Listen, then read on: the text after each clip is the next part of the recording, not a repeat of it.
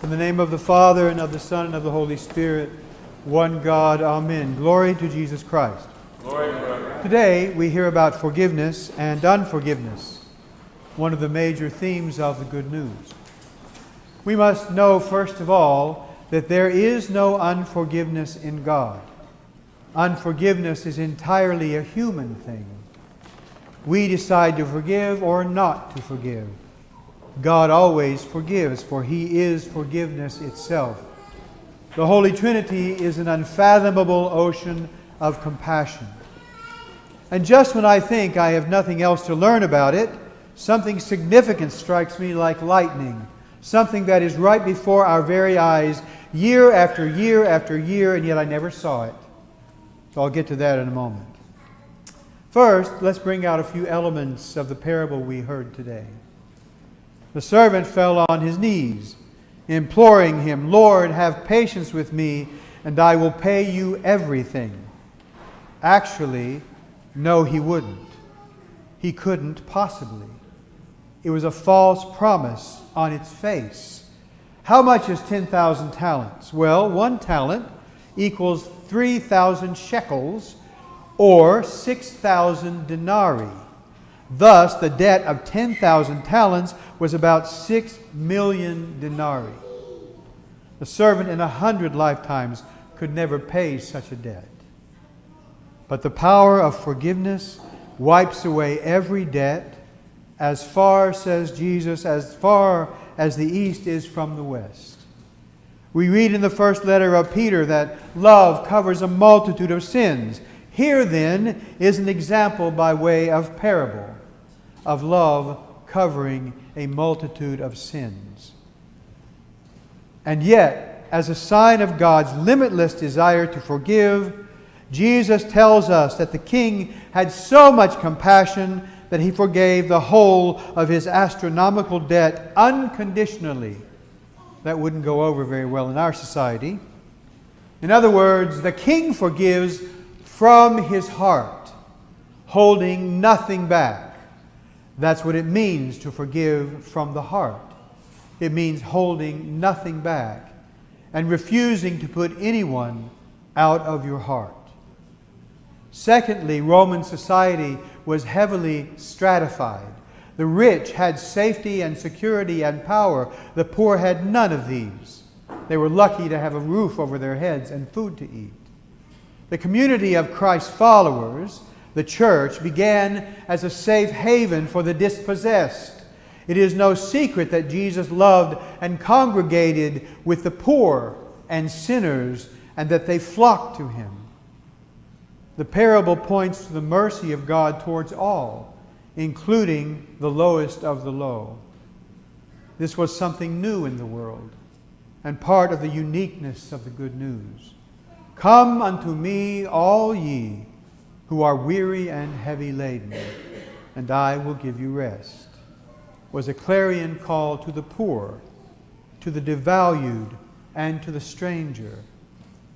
No one, including the greatest sinner, is left outside of Christ's heart. Remember, we only love God as much as we love the person that we despise the most. Thirdly, forgiveness brings joy. Unforgiveness brings despair. The forgiven servant is joyful, and yet unwilling to share his joy with his fellow servant.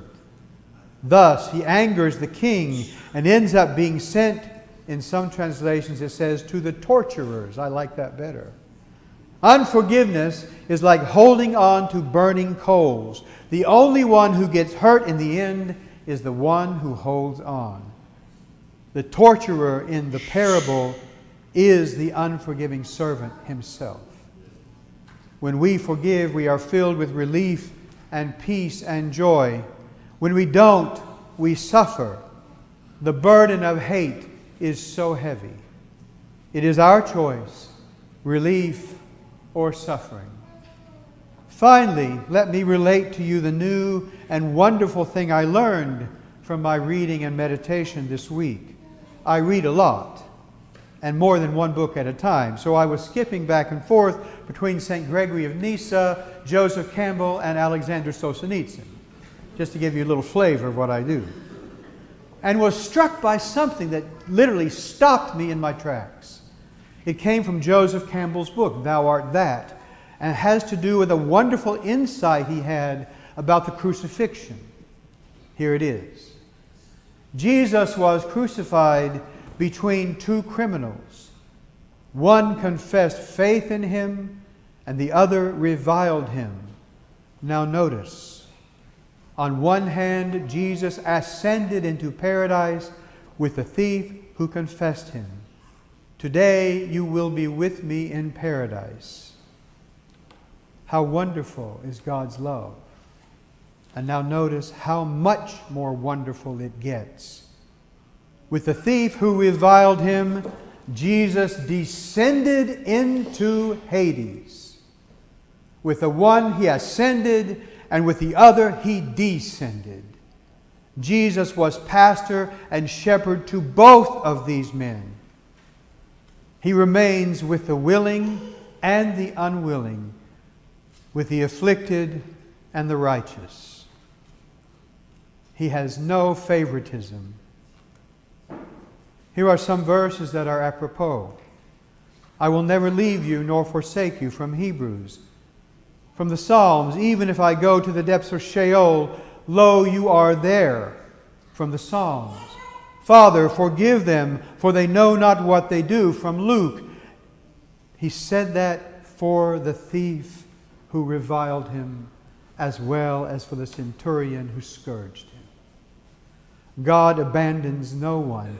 Think of the parable of the lost sheep, leaving behind the 99 to go and find the one lost in the wilderness. This insight moved me. How deep is the power of forgiveness? It rises to the heights of heaven and lowers itself into the depths of hell. I am utterly convinced that God never puts anyone out of His heart. And it is our calling as Christians as well to never put anyone out of our hearts, to embrace all of humanity, and to ascend and descend as the need may be. In the words of St. Paul, to become all things to all people. In the name of the Father, and the Son, and the Holy Spirit. Amen.